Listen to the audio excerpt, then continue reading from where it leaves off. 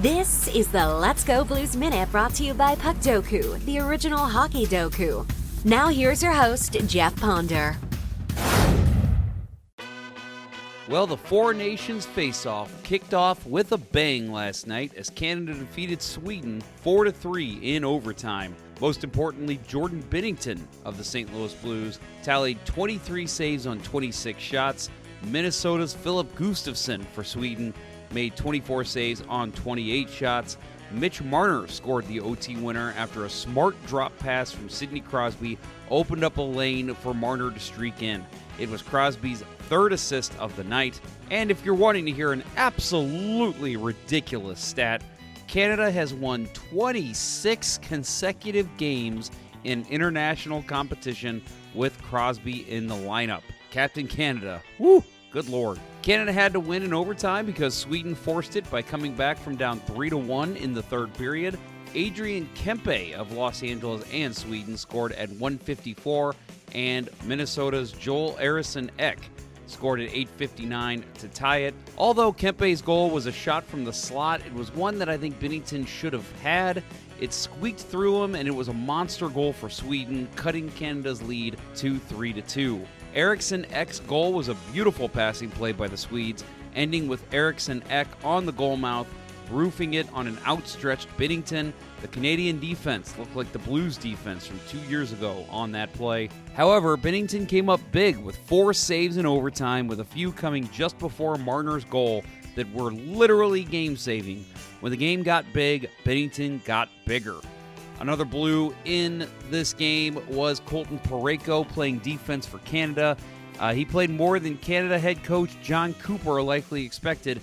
Vegas defenseman Shea Theodore suffered an injury in the first period and did not return, so the Canadians had to play 5 defensemen for most of the contest. Parayko posted no points with 3 shots, 3 blocks, and 1 solid hit in 22:58 of ice time. He ranked 4th in ice time behind Cale Makar, Devin Taves, and Josh Morrissey. Tonight, USA and Finland will face off at 7 o'clock in Montreal. The Kachuk boys will both be dressing for the U.S. as they open their tournament against a strong Finnish squad.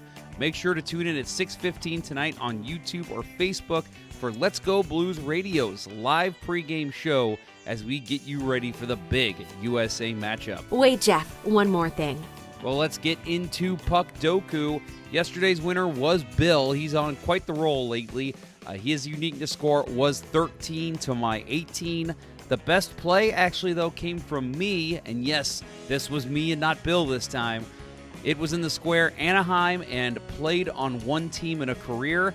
Greg Naumenko at 0.3%.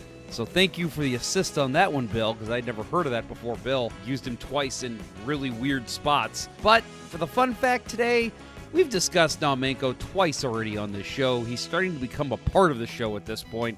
So let's move into the second best play, which was also by me. Played on one team in his career, and for Ottawa, Mike Brodeur. Yes, that name probably sounds familiar. Mike is apparently a very distant relative of Blues great Martin Brodeur. When he was called up by the Senators in 2009, he was asked about how close he is to the Hall of Famer.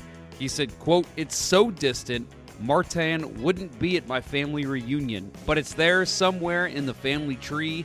It's a deep relation." This was the Let's Go Blues Minute powered by Puckdoku. Remember to tune into Let's Go Blues Radio, the original St. Louis Blues hockey podcast and webcast. Available wherever you get your podcasts or on YouTube and Facebook. Until next time, hosers.